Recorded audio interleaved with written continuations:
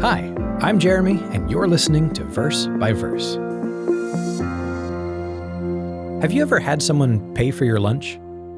I have, and it's always a funny feeling. Well, no, that's not quite right. It's always funny feelings. There have been times, a lot of times, when someone offered to pay for my meal so that I could go out to eat with a group. Someone knew I couldn't afford it at the time, and they were willing to pay extra so I could be included. Whenever that happens, I always have these conflicting feelings of gratitude and embarrassment. I'm grateful that someone is showing me such kindness, and embarrassed that I don't have the means to cover it myself. Even more embarrassed when I worry I've somehow become a burden that someone else feels obligated to take care of. There have been other times when it comes as a surprise, at the end of a meal where I was already planning on paying for my share of the food, and someone takes a check and says, "Don't worry, it's on me." And in those moments, again, it's this strange mix of gratitude and discomfort.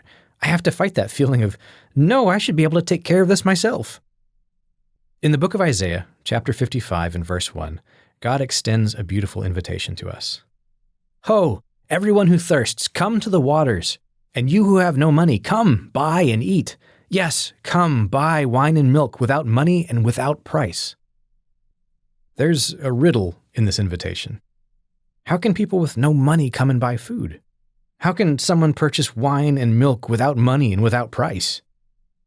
The Hebrew in that phrase is literally telling us to buy wine and milk for not silver and for not price. How is that possible? Well, it's not. Not literally, anyway. And that's the riddle. God is offering us something valuable that we can't afford, and He's giving it to us for free. We can't buy a relationship with God. There's no way for us to earn or purchase the forgiveness of our sins. No amount of money or time or effort or work will make us deserve a place in the family of God. And yet, He offers that to us. Freely. In a spiritual sense, He's paying for our lunch in a big and infinitely more profound way.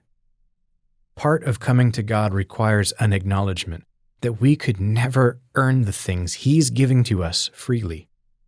Our spiritual future exists because of His generosity and love for us, and we need it.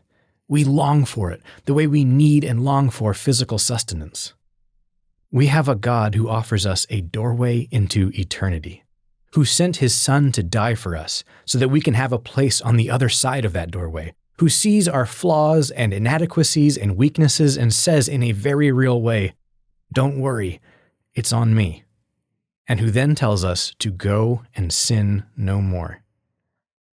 God's free gift must change us. It's so much more than a free lunch. It's a promise of unending life as His child in His kingdom. But walking through that doorway requires us to bring who we are into alignment with who He is. We have to commit to changing and growing and living God's way of life. Can we afford this future? No, not at all. But if we're willing to follow where our God leads, then it's ours, without money and without price. Verse by Verse is a Life, Hope, and Truth podcast. Check out the show notes to find more free content, like videos, articles, and booklets in our Learning Center.